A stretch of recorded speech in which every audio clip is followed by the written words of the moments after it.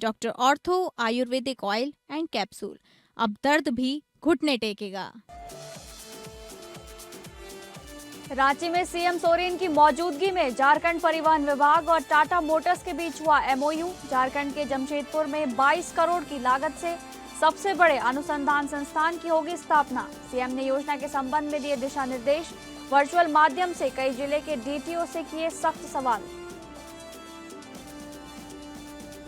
छत्तीसगढ़ के मुख्यमंत्री विष्णुदेव साय ने जिला पंचायतों के मुख्य कार्यपालक अधिकारियों के साथ की समीक्षा बैठक। मुख्यमंत्री ने ग्रामीण विकास योजनाओं के प्रभावी क्रियान्वयन और अंतिम व्यक्ति तक लाभ पहुंचाने पर दिया जोर। कहा, गांव के समग्र विकास से ही विकसित छत्तीसगढ़ का सपना होगा साकार। महाराष्ट्र के अमरावती स्थित मेलघाट में 4 सरकारी आदिवासी आश्रम स्कूलों में फूड पॉइजनिंग से 100 से ज्यादा छात्र बीमार। राज्य बाल अधिकार संरक्षण आयोग ने लिया संज्ञान। 7 दिनों में रिपोर्ट देने के निर्देश।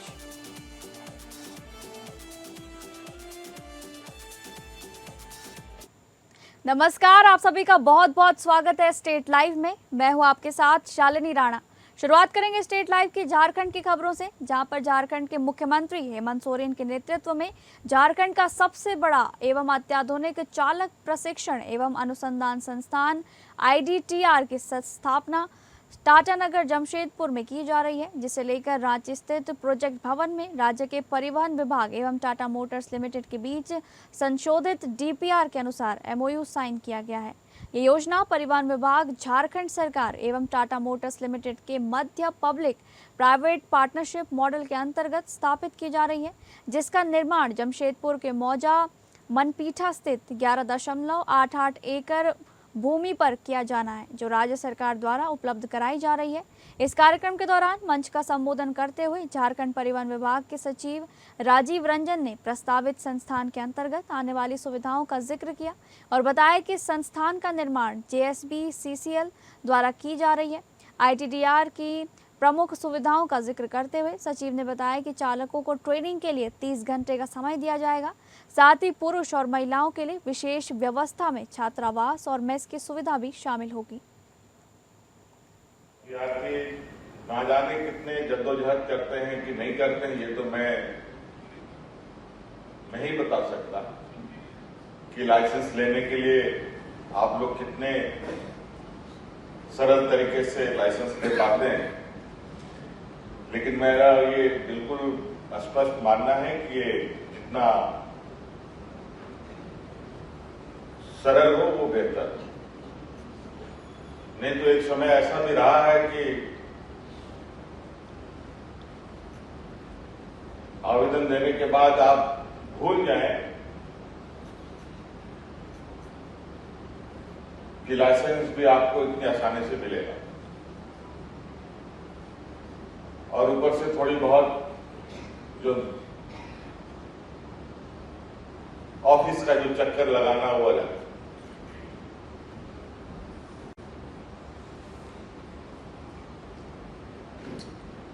मुझे जो जानकारी है मुख्य रूप से वाहनों के लिए 2 तरीके के लाइसेंस की आवश्यकता होती है। अगली खबर का रुख करेंगे, जहां धनबाद में अवैध कोयला कारोबार के खिलाफ प्रवर्तन निदेशालय यानी कि ईडी ने मंगलवार सुबह बड़ी कार्रवाई की है। रांची और कोलकाता से पहुंची ईडी की टीम ने एक साथ जिले के 1 दर्जन ठिकानों पर छापेमारी शुरू की।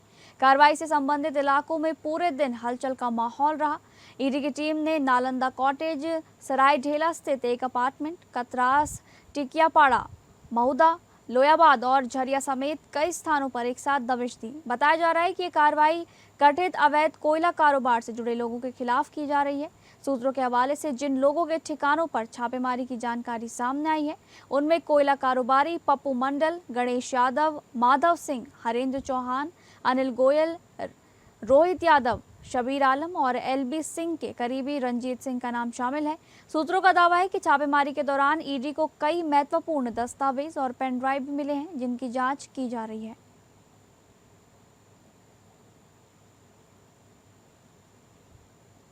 अब बात करेंगे छत्तीसगढ़ से जुड़ी खबरों पर, जहां पर छत्तीसगढ़ के मुख्यमंत्री विष्णुदेव साय ने ग्राम पंचायतों को विकास की सबसे अहम इकाई बताते हुए कहा कि गांव के समग्र विकास से ही विकसित छत्तीसगढ़ का सपना साकार होगा। नवा रायपुर में जिला पंचायतों के मुख्य कार्यपालन अधिकारियों की समीक्षा बैठक में मुख्यमंत्री ने ग्रामीण विकास योजनाओं के प्रभावी क्रियान्वयन और अंतिम व्यक्ति तक लाभ पहुंचाने पर जोर दिया। नवा रायपुर के SIRD परिसर में आयोजित उच्च स्तरीय समीक्षा बैठक में मुख्यमंत्री विष्णुदेव साय ने अधिकारियों को स्पष्ट संदेश दिया कि ग्राम पंचायतों को केवल योजनाओं के क्रियान्वयन तक सीमित न रखा जाए, बल्कि उन्हें सामाजिक परिवर्तन, आर्थिक समृद्धि और आत्मनिर्भर ग्रामीण अर्थव्यवस्था का केंद्र बनाया जाए। उन्होंने कहा कि सुशासन की असली पहचान यही है कि सरकार की योजनाओं का लाभ बिना किसी भेदभाव के अंतिम व्यक्ति तक पहुंचे। मुख्यमंत्री ने अधिकारियों को विकसित भारत जी राम जी योजना, लखपति दीदी अभियान, प्रधानमंत्री आवास योजना और प्रधानमंत्री सूर्यघर मुफ्त बिजली योजना को गांव-गांव तक प्रभावी ढंग से पहुंचाने के निर्देश दिए। उन्होंने कहा कि निर्माण कार्यों की गुणवत्ता से किसी भी स्तर पर समझौता नहीं किया जाएगा और जल संरक्षण, कृषि, ग्रामीण अधोसंरचना तथा आजीविका को प्राथमिकता दी जाए। मुख्यमंत्री ने बताया कि प्रदेश में अब तक 10,40,000 से अधिक महिलाएं लखपति दीदी बन चुकी हैं। अब सरकार उन्हें स्वरोजगार, कौशल विकास और नई औद्योगिक नीति से जोड़कर करोड़पति दीदी बनाने की दिशा में काम कर रही है। उन्होंने बस्तर सहित दूरस्थ क्षेत्रों में सड़क, बिजली, आवास, शिक्षा और स्वास्थ्य जैसी बुनियादी सुविधाओं को तेजी से पहुंचाने पर भी विशेष जोर दिया। बड़ा सौभाग्य का विषय है कि पंचायत एवं ग्रामीण विकास विभाग के द्वारा 2 दिवसीय हमारे जिला पंचायत के CEOज कार्यशाला रखा गया है और अभी 1 जुलाई से विकसित भारत जी राम जी भी लागू हुआ है, तो सभी विषयों पर हमारा गांव विकास की दृष्टि से कैसे आगे बढ़े, पंचायत का कैसे विकास हो, इस पर चर्चा होगी। और बड़ा सौभाग्य का विषय है कि श्री अमरजीत सिन्हा जी वो पधारे हुए हैं, जो रिटायर IAS हैं, भारत सरकार में सचिव रहे हैं, जिनको एक लंबा अनुभव है। वहीं छत्तीसगढ़ के मुख्यमंत्री विष्णुदेव साय कवर्धा रवाना होने से पहले मीडिया से रूबरू हुए।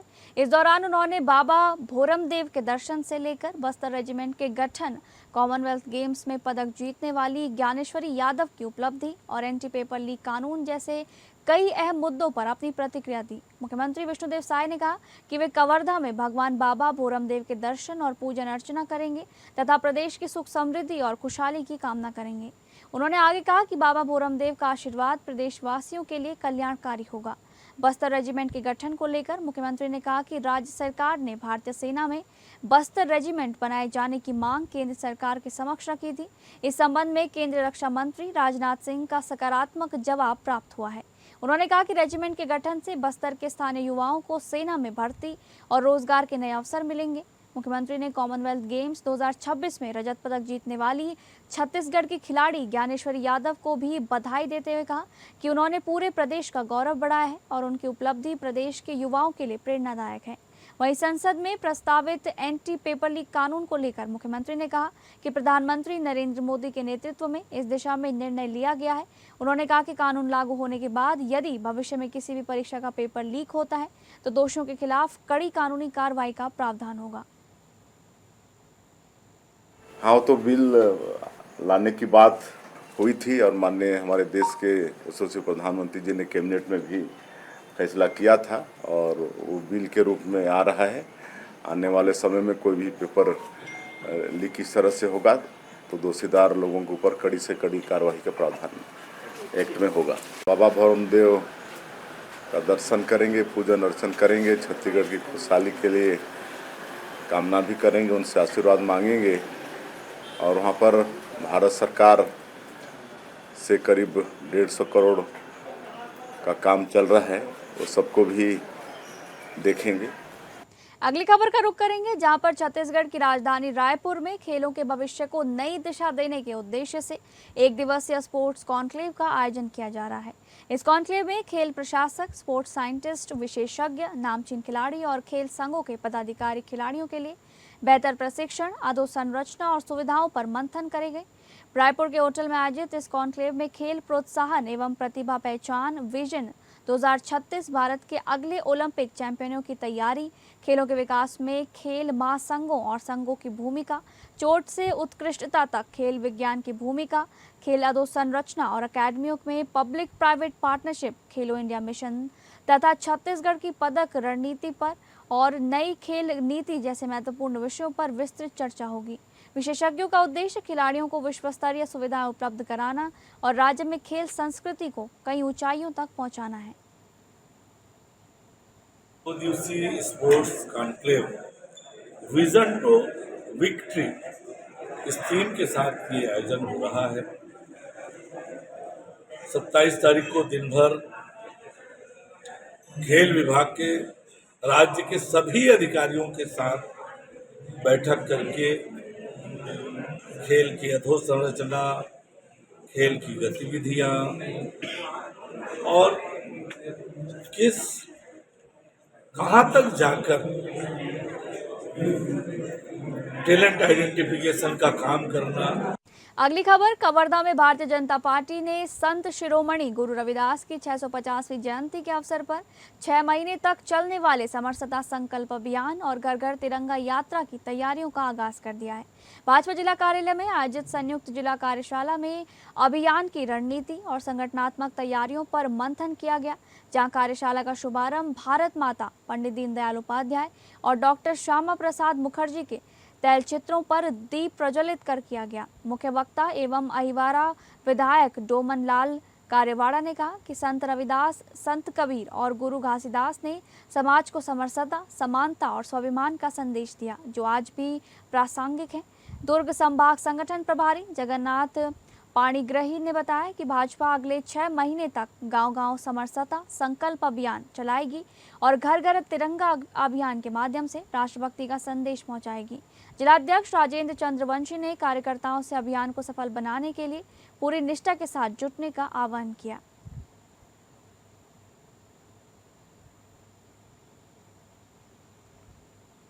अगली खबर, महिला एवं बाल विकास मंत्री लक्ष्मी राजवड़े ने प्रदेशवासियों से वर्षा ऋतु में अधिक से अधिक मुनगा यानी कि सहजन पौधे लगाने की अपील की है, ताकि कुपोषण मुक्त, स्वस्थ और समृद्ध छत्तीसगढ़ का निर्माण हो सके।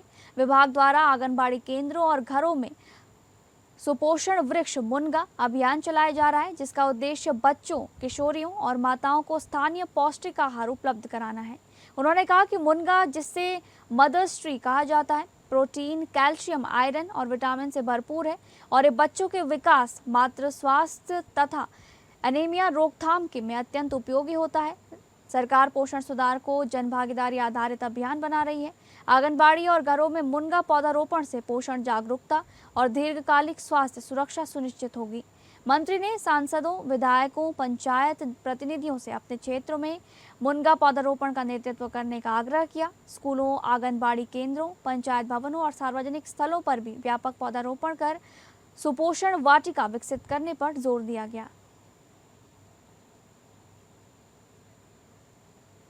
खबरों के सिलसिले में आगे बढ़ेंगे। बात कर रहे थे छत्तीसगढ़ से जुड़ी खबरों की, जहां पर छत्तीसगढ़ के पूर्व मुख्यमंत्री भूपेश बघेल ने केंद्र सरकार और आरएसएस पर तीखा राजनीतिक हमला बोला है।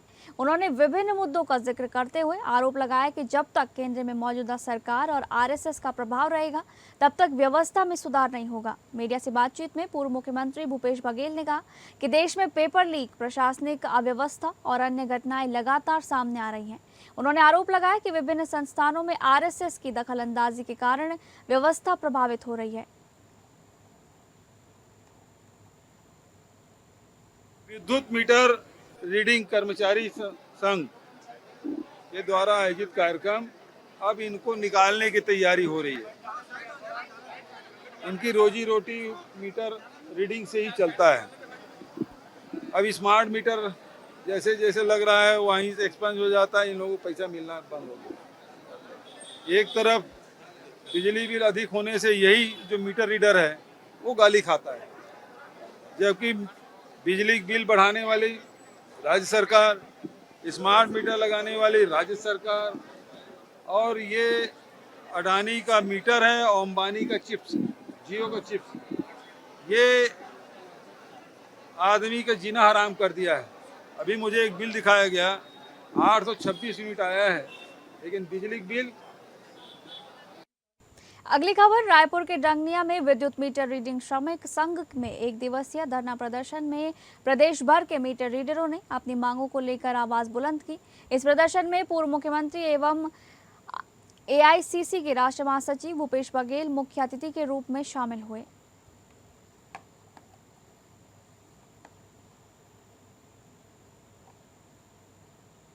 अगली खबर, जांजगीर चांपा से एक ऐसी प्रेरणादायक खबर सामने आई है जो छत्तीसगढ़ की भाषा, संस्कृति और साहित्य के इतिहास में स्वर्ण अक्षरों में दर्ज होने जा रही है।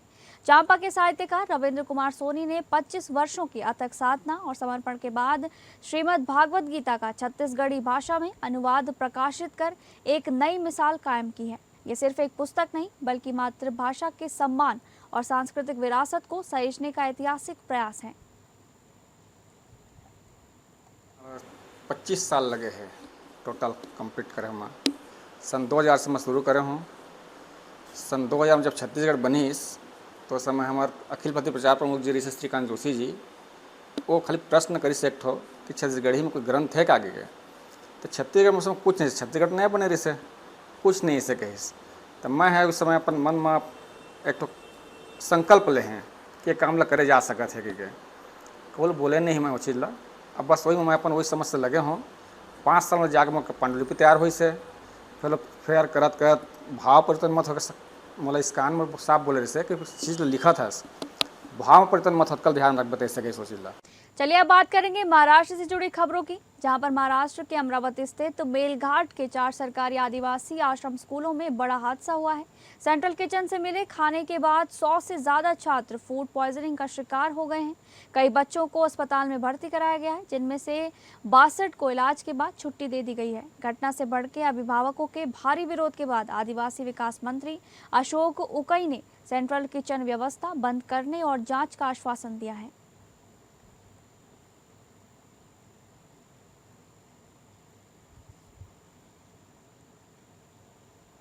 अगली खबर, अमरावती शहर में एक नाबालिग स्टूडेंट पर कथित सेक्सुअल असॉल्ट की गंभीर घटना सामने आई है। 20 साल के एक युवक पर सोशल मीडिया के जरिए अपनी पहचान बढ़ाकर शादी का झांसा देकर 15 साल की स्टूडेंट का शोषण करने का आरोप लगा है। इस मामले में गाडगे नगर पुलिस ने पॉक्सो एक्ट और इंडियन पीनल कोड की संबंधित धाराओं के तहत केस दर्ज किया है और आगे की जाँच जारी है।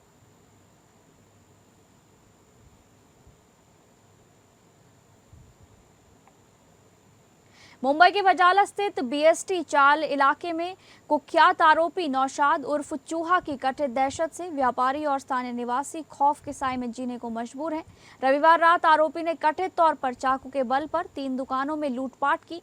पूरी वारदात सीसीटीवी कैमरों में कैद होने की बात सामने भी आई है। जानकारी के मुताबिक रविवार रात आरोपी नौशाद कथित तौर पर हाथ में धारदार चाकू लेकर 3 दुकानों में घुसा और दुकानदारों को जान से मारने की धमकी दी।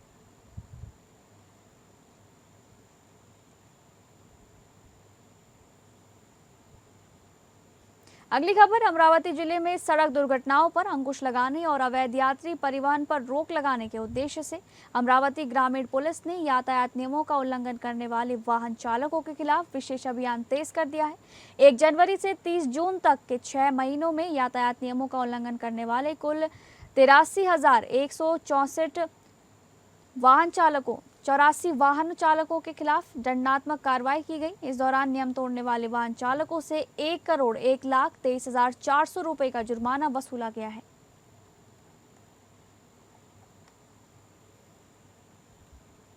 तो फिलहाल स्टेट लाइव में बस इतना ही। नमस्कार।